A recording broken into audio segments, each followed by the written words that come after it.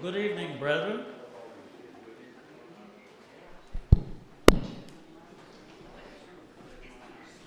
Glad you're here. Some others may be coming from other classes. I don't know exactly how this will happen, but I'm pleased to present this report about work that I've been engaged in, which means you've been engaged in it. And let's begin with a word of prayer, thanking God for His blessings. Thank you, Lord, that you have sent Jesus to us to save all those who would respond to the gospel. And thank you for the efforts of this congregation to take that message into a large part of the world. And I'm glad to be a part of that. I know everyone here is. And it's good to know that the gospel saves in every place where it's preached and hearts are touched. We thank you for this congregation, its involvement in mission work in many places. Thank you for these brethren who love and care for the souls of others. And thank you for this opportunity tonight to join together and become informed about what's happening in a certain place in the world. Thank you for your love, Father, and for your blessings upon our lives and for Jesus. Through Him, amen.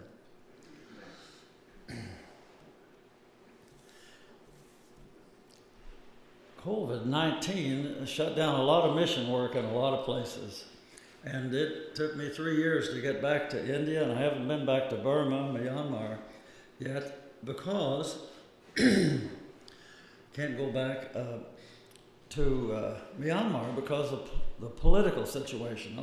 I'll mention something about that in just a few minutes.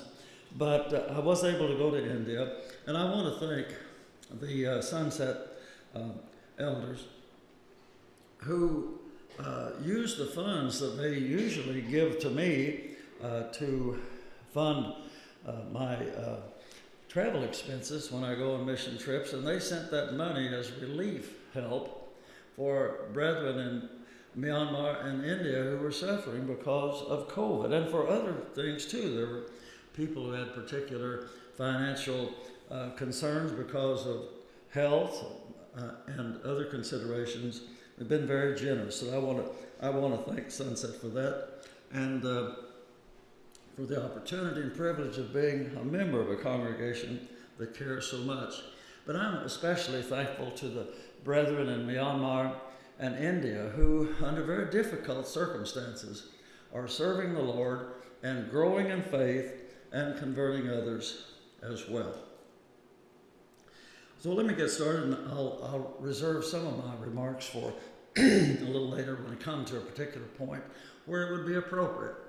This is the area of the world in which I've been engaged for about 40 years. I think I made my 40th trip to India last in January. And excuse my throat, can't do anything about it. It's been that way all day. It might be an allergy. Anyway, you can see that in India and extending over into Myanmar is where I've made many mission trips, and up in Nepal, North India, and well, all over the map there. But I've really concentrated on East India and Myanmar. And there's a reason for that. I followed others there, but I've developed some relationships over the years, and it's just a good place to work. And I want to continue working there. Now, in India especially, I've been working in recent years with some brethren from the state of Odisha, and I'm trying to master this pointer here. Let me get back to that. I don't think it even shows up on it won't show up on the map when you point at it because of the color, I think. But anyway, you can see the little red oval there around the state name of Odisha. And this is, I suppose, the most vehemently opposed people to Christianity. They'll kill Christians, they burn church buildings, but we have many brethren who come down to where I am, and we teach them there, and they go back and teach others. And they've converted a lot of people. There are several hundred Christians in that state right now, and it's due to the work of those brethren, and also the young man who interprets for me. I say young, he's 50 years old, but I knew him when it was right after he was born. But anyway, he's going up there once a month and working with those brethren. I'll have some more to say about that, but that's the general area in which I have been working for some time now.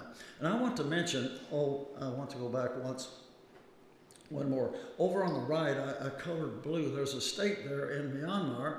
It's called Chin State. I'll talk about it in a minute, but it's on the border of India. And many of the brethren have gone over to India to study the gospel. And here I am in Myanmar. That's India behind me. And all you have to do to get to India is go across that bridge. It's kind of an interesting thing. I just show them my passport and walk across there. It says, "Welcome to India." But they have acquaintances across the border, and they speak a common language too, Mizo, because that's the Indian state of Mizoram. They speak the Mizo language. Anyway, I want to spend a few minutes talking about a place I couldn't go to this year because it's important work. About 3 days ago, I talked to Wayne Barrier, who will be here in July, I think, to make a presentation about the work that the brethren in the world. But they have been working in Myanmar for many years, and Wayne has helped me get established there in some mission areas. 3 of his sons are in the mission field as well.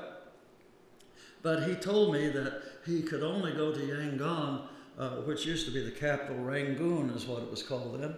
And the military has such a tight hold on that country that it's just dangerous to go. I know people who have been, one person who was killed there, in fact, in a crossfire between the army and rebels. So it's a dangerous place to be right now, but the brethren are able to worship.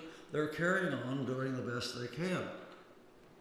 I want us to notice on this chart, just briefly, and my main presentation has to do with India, but I just wanted to show you the situation.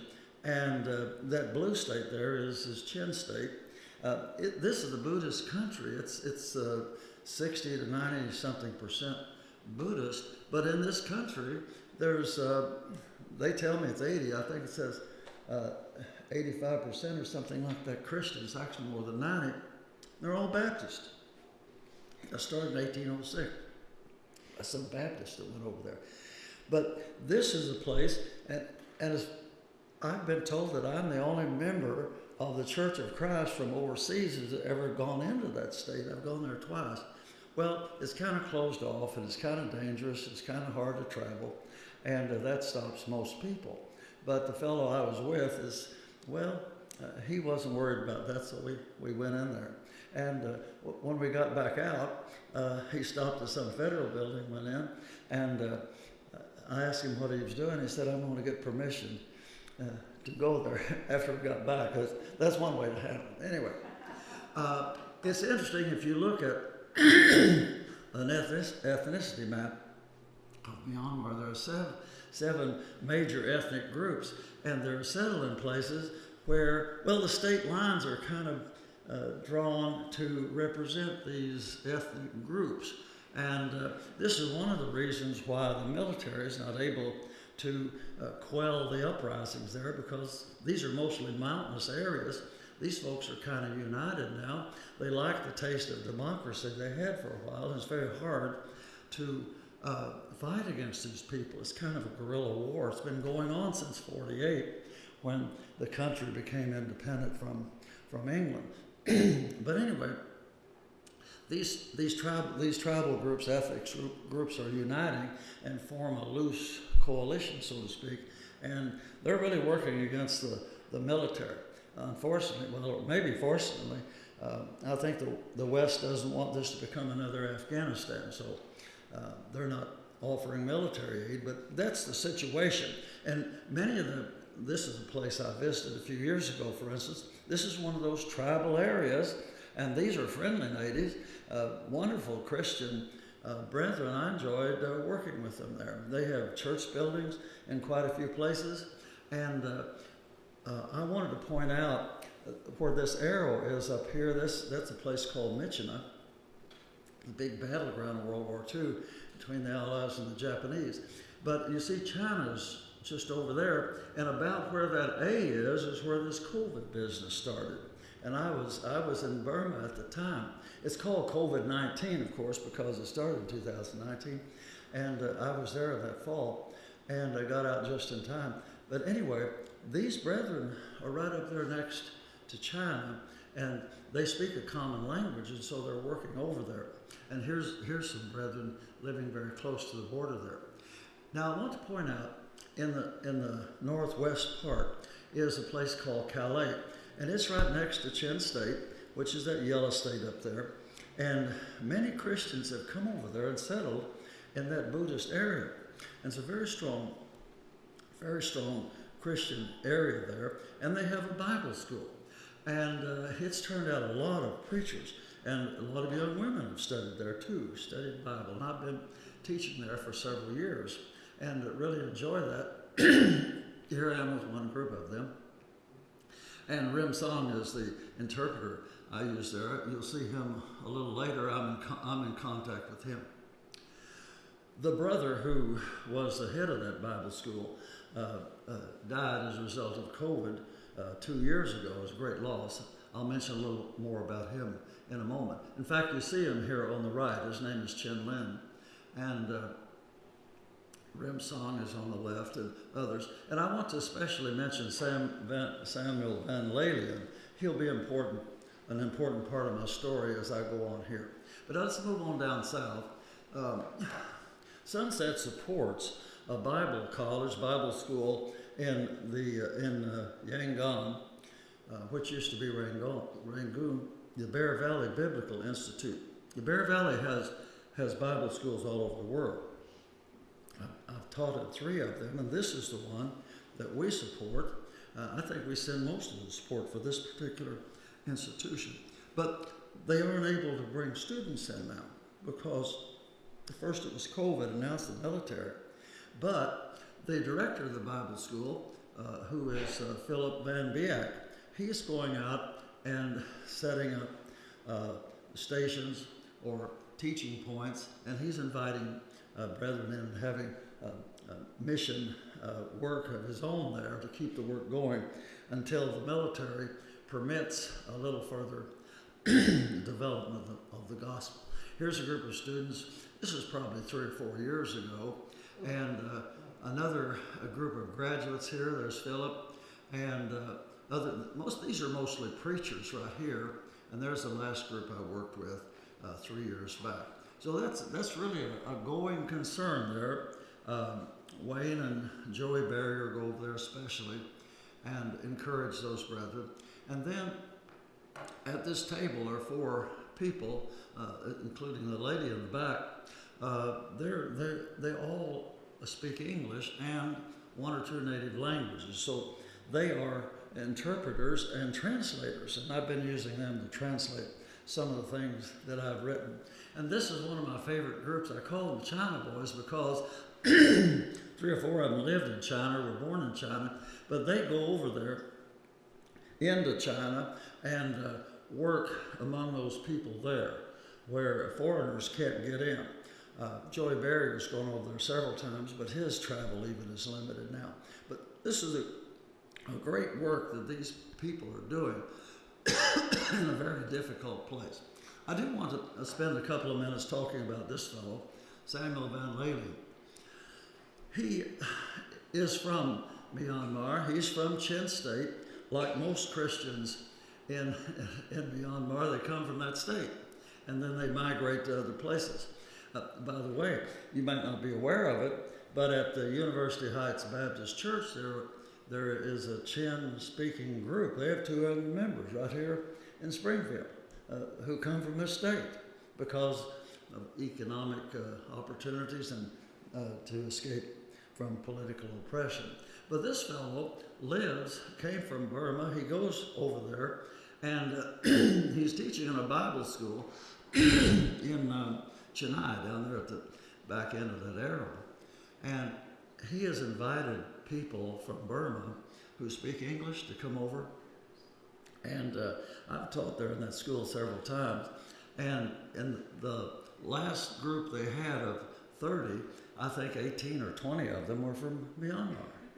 So they come over there and they learn English and they go, learn the Bible, and they go back and teach at home.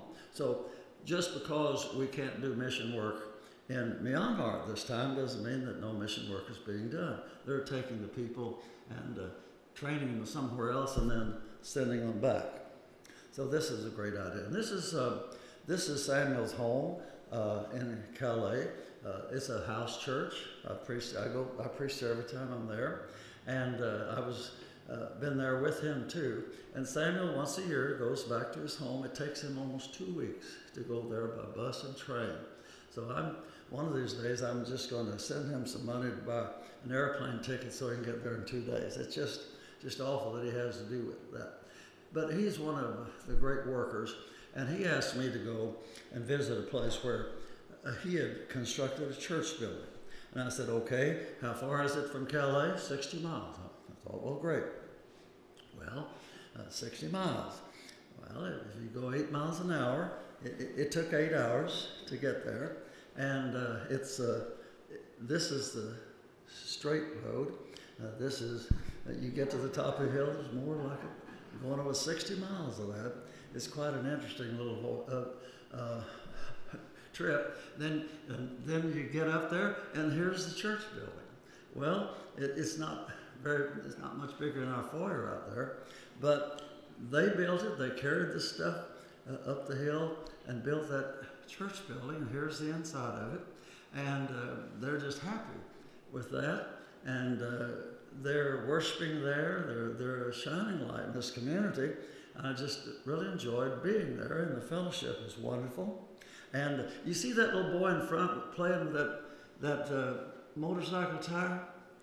A kid cannot be any happier than he is rolling that thing around. I remember doing that when I was a kid. You know, Toys R Us cannot produce a toy that makes a kid any more happy than that right there. So he doesn't know any better than just to be happy with a motorcycle tire, and that's really good. And there's a future Christian, a nice little fellow. And this is a typical house church, and many small ones like that. And here's one of our translators. By the way, the parents of this young woman they were the first converts in the Church of Christ in India. A missionary happened to be at the airport there. Her father was the traffic control officer at the airport, and he and his wife became Christians, and that's how the church got started. And she's our Burmese translator. This is the Bible study book, and here's Jayadi. He lives in Yangon as well, and he translated this one. This is a crazy-looking language. It has a Latin alphabet, but it looks like it's upside down backward, but they make some sense out of it. This is Bible study. This is Chen Lin in the middle with Wayne and me a few years ago. But I asked Joey, I said, I'll bet he has converted half the people in Burma. And he said, no, he's converted 3/4 of the people in Burma. This one fellow is responsible for most of the New Testament Christianity in Myanmar, and he was just tragically taken from us 2 years ago. But he translated a few of these books before he died. This is the Chen language, Falam Chen language, and I dedicated the last book I had. It's the one on righteousness that we're studying here in the auditorium. Dedicated that to him. Just 61 years old. Think what he could have done with 20 more years. But someone's going to take over and carry on that work. After all, the Apostle Paul's did. Well, now, get down to the main part of the work. I wanted to show you what we're up against when we go into India. This blue shows where Hinduism is the major force in religion, and about 85% of the population is Hindu. Well, there are 1.4 billion people in India. I think that's something like 900 million Hindus, and about 3.5% are Christians. So that's big odds to start with, but God's on our side, and that helps. But and that's the big difference. But if you notice up at the top, that green area is the Muslim area. That's Islam, and I've been there, and you have to worship underground and not mention that you're a Christian, or you'd get rocks thrown at you. But there are people there, they're working silently. And if you look at that purple areas just below that, up at the top there, those are the Sikhs. That's the area that was Punjab. And almost all of them are Sikhs and have the last name of Singh. And so that's a very hard area to work in, but the work can be done, and I've been there, and it's very difficult to be a Christian in that area too. In fact, I was in Delhi one time, and I needed a taxi to the airport, and the local preacher said, well, one of our church members is a taxi driver. I'll get him, he'll enjoy taking you in, he can use the money. Well, I got in the car, and here's this guy wearing a big turban. I said, we got going down the road, and I said, I understood that you were a Christian. He said, I am. And I said, well, why are you wearing a Sikh turban? And he said, well, I haven't told my family that I'm a Christian because they'd kick me out. So he was kind of a silent Christian. Well, I try not to be judgmental in cases like that. He was denying Christ in a sense, but we have the luxury of making judgments from 10,000 miles away, and he's right there living with that. But it's difficult for those people. But I wanted to show you this map and show you the second largest religion in these districts, and the blue is Christian. And you can see over on the east coast there where there are many Christians. Many, and by the way, if you look at the, I wish this thing would show up, but well, I don't think it won't show up there either. It's maybe it's the reflection on that. Anyway, if you go up to the top of that blue patch over on the right side and go to the left, about to the middle of the country, there's a city there called Jabalpur, and that's where Ron Blakey works, up in that area. Other places too, but he's been going there for years, and that's a nice area to work. But anyhow, this is why, by the way, if you look up in the very northeast, the very top up there, that's the Indian state of Assam, where that famous tea comes from. And that's where J.C. Bailey went when he first went to India, and he found some indigenous churches there. They never heard of the Church of Christ, but they had Bibles, and they said they worshiped the way the Bible said, and that's how J.C. Bailey got started. But it was hard to convert people up there, so he came on down to the state of Andhra Pradesh, where I work, and the church has grown by leaps and bounds down there. So that's where most of the New Testament Christians are, in India, down there where that blue area works. And it's a politically stable place, and it's easy for the church to grow, so to speak. Well, coming down to Delhi, I went down to a place on this trip called Tirupati, down at the end of that arrow, down at the bottom of Andhra Pradesh state. And by the way, as in Myanmar, the states in India are not divided on, according to historical happenings or where rivers or mountains are. They're divided on the basis of language. So every state practically has a different language. So if you go from one state to another, you have to have a different interpreter. And so the green state down at the bottom, Tamil Nadu, is where they speak Tamil. Andhra Pradesh is Telugu, and so on. Anyway, my first mission point was down at the bottom in a place called Tirupati. It's a university town. And they have, we had two. Is that better water than this? Is that heat? No, I didn't think we had any. I wanted to try to. Thank you, ma'am.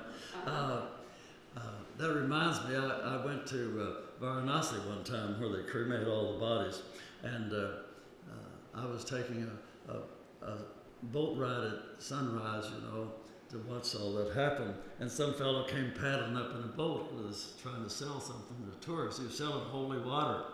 And I said, well, what's this good for? He said, well, it'll cure anything. because it comes from the Holy Ganges. And I said, wait, they're just shoveling all those ashes from those dead bodies in here. Oh, we have a special fish that eats all it up and makes this pure. So it's holy. And, you know, this is a true story. Not all my stories are true, but this one is. At that moment, I mean, you couldn't have choreographed this better on a Hollywood soundstage. At that moment, when he said, this is pure water, a dead water buffalo came floating past my boat, and the 3 vultures were on this body eating away at it. And I said, well, your holy water just got a little less holy. I don't think I want it. Anyway, thank you, sister. Now, Tirupati is a university town, and it's also a temple town. And so a lot of religious activity there. Samuel Van Lalian that I told you about, who is from Burma, he came up from this Bible school in Chennai and helped us. He speaks English, and so he spoke in this Telugu area in the English language with an interpreter.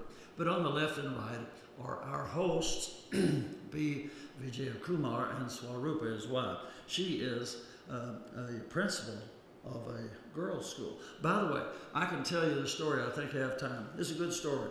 She worked at a Hindu school teaching something. And the powers that be said, well, from now on, everybody who works here has to be a Hindu.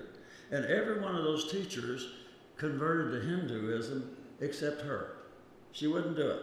She lost her job. Well, 6 months later, she had a job at a better school as a head mistress. And so God took care of her. I thought, here's a woman who didn't deny her faith. She wasn't going to give up on Christ, and Christ didn't give up on her. I think that's a great story. And I really like Swarupa. Now I want to tell you about the work I'm doing, and that we're doing. This is a Christian Growth Series, several different lessons. And I usually teach those here, and then I go over there and teach them in India. This year I taught them in India, now I'm teaching them here. I tried it out on the road, so to speak. But we're doing righteousness right now here in the auditorium class. And that's what we did over there. And these Christian growth classes, I've taught them, this is one of the biggest Bible schools in India, quite a fancy place. But then out in the villages, you know, where things are a little more simple, and laid back, these people are still faithful, and they're strong Christians there. Love to teach there. This series of lectures took place on the top of this house, so you don't have to have a fancy venue to teach the Word of God. I think this is great, and these people are willing to sit there in the blazing sun and listen to somebody teach, and I'm glad for that. On my second trip to India, I was teaching on the top of a hotel, a big fancy hotel. Had maybe 40 or 50 preachers there. And after the lessons were over, a fellow who spoke really good English came up to me and said, "Brother, I really appreciate you coming over here and teaching our heathens, and because they need the gospel." And he said, when our churches are strong enough and when we have learned enough, I'd like to come over and teach your heathens. And I said, yeah, we got plenty of them. You can come over now. Anyway, I thought that was a great comment. There are heathens everywhere, but there are strong Christians everywhere too. So the topic this time was righteousness, and the righteousness of God, Old Testament righteousness. I chose topics that I thought would be appropriate to develop under that title. And I told the class who meets in here, an interesting thing happened. This brother in India suggested that, and I said, well, what do you want to include in that? And he said, well, I'll ask around. And so I thought of some ideas myself. I came up with 8 topics, and he sent me about 3 days later, he sent me this list. You know, his 8 topics were exactly my 8 topics. It's kind of interesting. Like, we didn't exhaust the idea, but I thought it was kind of providential almost that those 2 lists match. So we taught that, really enjoyed learning from that. And these lessons were presented in the Telugu language down here. This is the first seminar or series of lectures at this place in Tirupati. We rented we didn't, they did, rented this, is some sort of a Lutheran place for 2 days, and it's a very nice facility. And because their church building's a little shack, but they have a very strong congregation, invited a lot of people, and we got interpreters together, and we just had a good time teaching the Word of God there. And these were 2-day lectures, 10 lessons, 5 each day, and I would teach 2 of them each day, morning and afternoon, and someone else would teach the other. So I taught 4 lessons altogether, and the Indian brethren taught 6 of them. And so we heard from a wide variety of people. And some of them spoke in English because they didn't know the native language. And that's quite interesting. This fellow spent most of his life in Saudi Arabia working in the oil fields and spoke English. And he couldn't speak Telugu, so he... This is crazy. You know, I know a preacher who married a woman from another state. He speaks Telugu and she speaks Odia. Well, neither one of them could speak the other language, so they communicated in English. That's how she said I do, I guess, in English. Anyway, he says he really enjoys it when his mother-in-law comes to visit because he doesn't have to talk to her at all. She doesn't understand it. So there are some blessings in every situation, I suppose. Well, anyway, he spoke English, and this brother was a Tamil speaker, couldn't speak Telugu, so he had to get an interpreter that spoke Telugu and Tamil. This fellow didn't speak Telugu, he spoke in English. This is Samuel from Burma, and so my host, Vijay Kumar, spoke in Telugu for him, and of course, he spoke.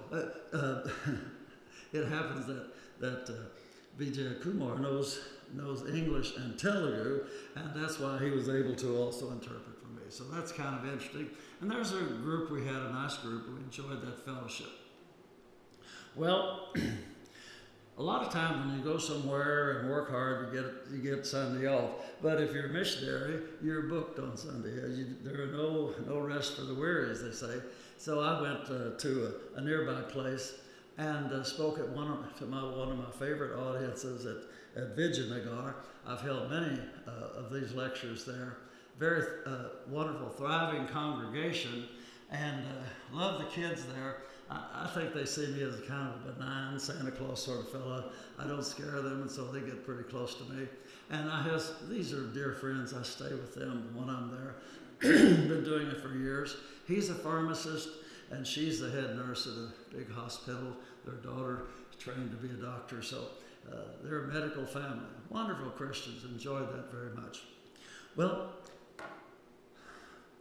this brother wanted to have a series of lectures for his students, and he's the director of a Bible school there, Bear Valley Bible Institute in Tirupati, and the brethren in Denver, Colorado, the Bear Valley Church there, support several of these around the world.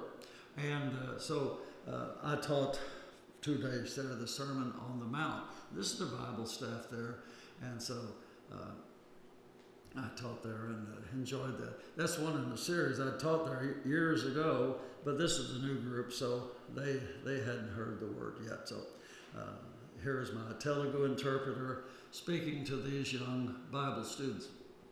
In the foreground here in our group picture, there's something like 30 blind people. These people are all blind. About 20 of them live in that building upstairs there, and they're supported by the local congregation and a benevolent foundation that takes care of their physical needs. But this is, and 30 of those people are members of this congregation here, and they participate in worship. They read Scripture. They have Braille Bibles. They stand up and read Scripture. 2 or 3 of them are great song leaders, and they pray. They can pray as well as anybody. It's just wonderful and inspiring to see how these people, I mentioned one time, I was sorry they were blind. I said, we're not blind, we're visually impaired. That's the way they put it. But they see things with other senses, of course. They hear better than most people and feel better and so on. Well, from that place, after those 2 lectures, I went north to Rajahmundry, which is kind of the headquarters for my work in India recently, and Telugu-speaking area, and picked up the airport by S. John. Don, this is S. John. he's supported by, on the left there, supported by the Forsyth congregation for many, many years. And they send their money to Sunset, and we send it on to India. And this is a kind of a custom they have to hang this garland around you and get your shirt wet. But anyway, that's a custom. It's got to happen. And that's John's son on the right, Jivan. Well, this is the family. I stay in this home, and been doing that for 20 years, I suppose. It's my home away from home. I love those people, and 3 families live in there. They're all connected. So I say greetings to everyone in your house, and it's all the big family. Well, on the next Sunday, I went to preach at a little place called Pondicherry. That doesn't mean anything to you, but this young man here was a student in our Bible school that we had down in South. They were supported by First Branson, and then East Sunshine supported that church, that work for many years. But he was a graduate of that Bible school, then a few years later became a teacher there. So he's really developed this congregation nicely there. I always enjoy preaching there, always welcome. This is his wife, Susila. And I remember when this little boy on the right was born. I remember when he was that long. Look how long he is now. He's in college, and he's a testimony to Christian faith of this particular family. Susila's a nurse, by the way, has been for many years. Then came the third lecture in a Telugu language there at Rajahmundry. This is my interpreter here, John's son, Vijay Prakash, who is also a translator. He's trained as a lawyer, but he didn't like the law business. He said you had to learn how to lie and cheat better than the criminals, and he thought it probably wasn't a good profession for a Christian. Well, now, you can be a lawyer and still be a Christian, that's for sure. In fact, we've got several in this congregation. I'm not speaking against lawyers. In fact, when I need a lawyer, they're all right. But they like to tell jokes, by the way. The best lawyer jokes I've heard come from lawyers. Anyway, he decided to be a preacher. He is, and he is my chief interpreter, and he has been doing that for many years. I just really enjoy speaking of this congregation. It's home for me, so to speak. And this is the Telugu language lectures that we had there at Rajahmundry. About 100 preachers come for that. So a few women do. Some of the wives come with their husbands. And so this was the Telugu language lectures. And many of the participants here are graduates of the Bible school that we once had not far away. And then in between, I wanted to get away. I spent 2 weeks sitting in my room on the computer or walking 100 yards to the church building. This is my life for 2 weeks. I don't see the sunshine except 30 seconds going to the church building. So I decided to get out and go downtown. This is downtown. It's kind of a crowded street. But you see some things like fruit. I didn't know what it was. They have strange fruit, but ours is strange to them. And I took a picture of this electric pole here. This is typical electric pole in India. There's actually a street light in there, but I wouldn't want to change the bulb, I'll tell you that. It's a crazy snarl of wires, but this is very typical. I don't know, there must be some codes somewhere, but since probably written in English and nobody knows how to do that. I want to show you this picture of this girl. She looks like she's from Holland, but she's not. That's her brother there. And she was born albino, and her parents rejected her because they thought that somehow in the act of conception they had done something wrong. And so they sent her over to our orphanage. And she came there when she was 5 years old. And she's about 30 now, and she's getting married next month. But this girl she's a smart girl, I got to tell you. She's on her own now. She has a good job.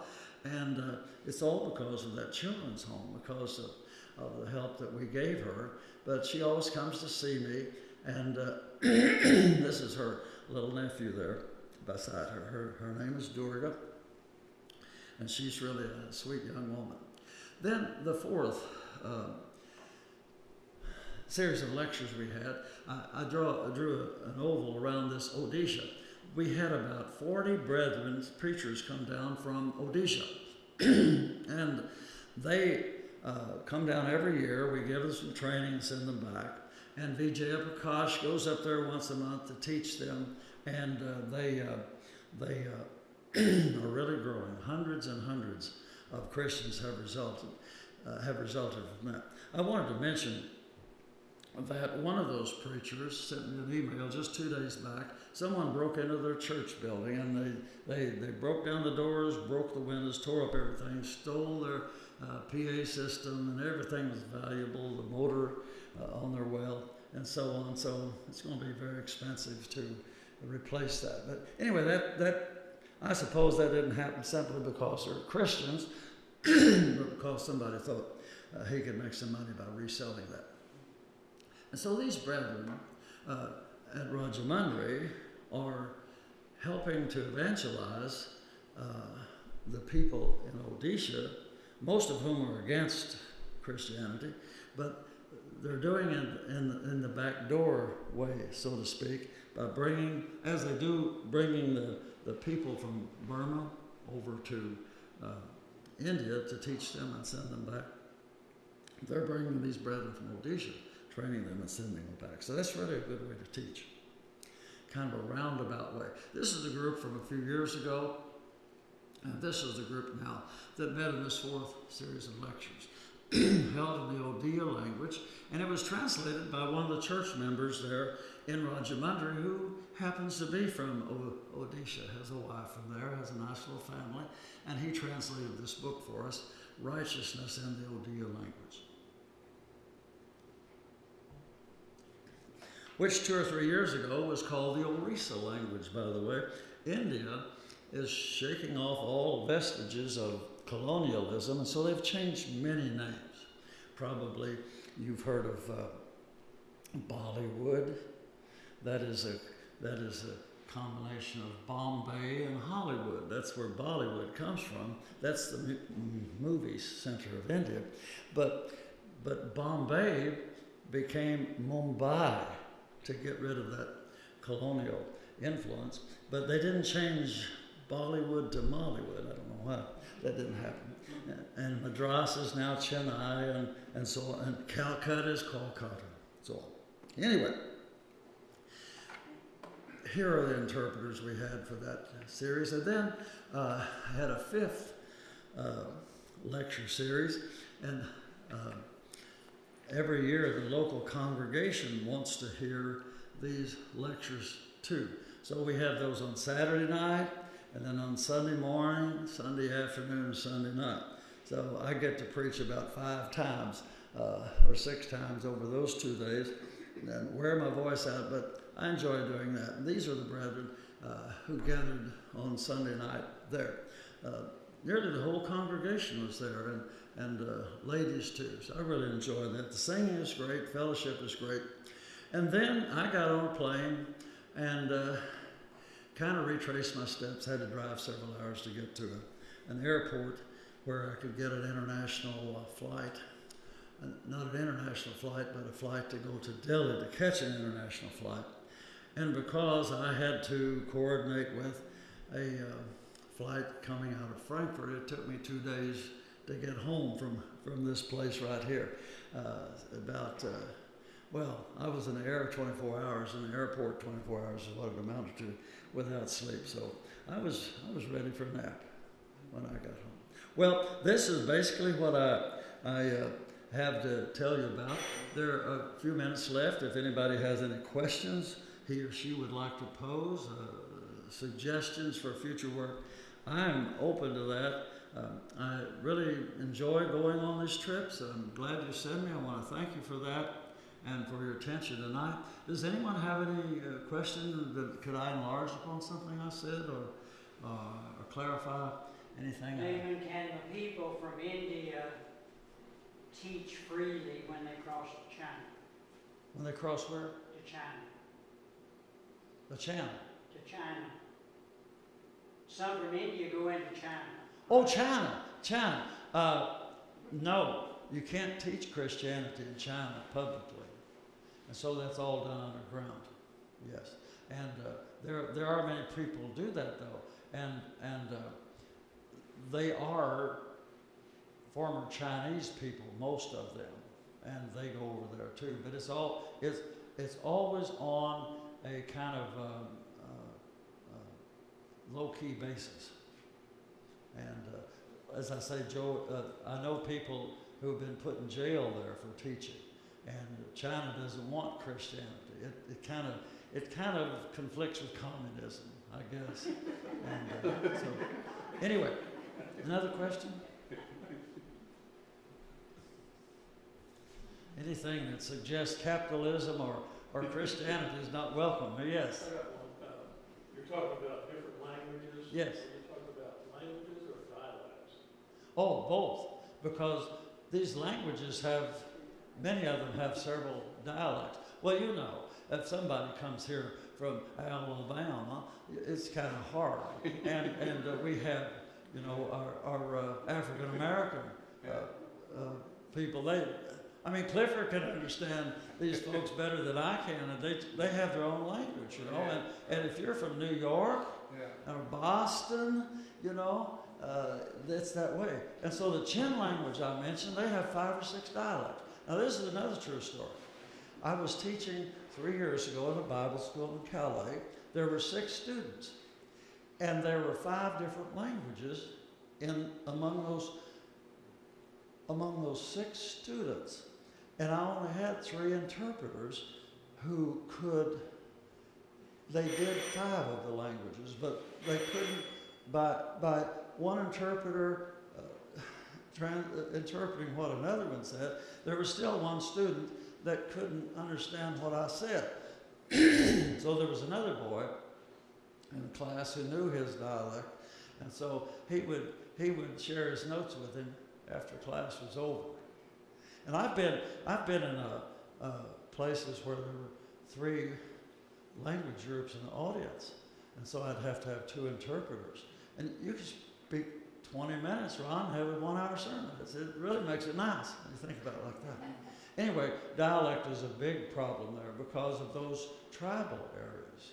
You know, when you go from one state to another, or even part of one state, in those mountainous areas, they get isolated and they just don't understand people from the next valley. Same way in Switzerland, you have the same thing.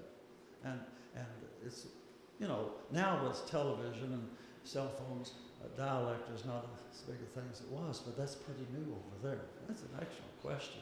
And it really,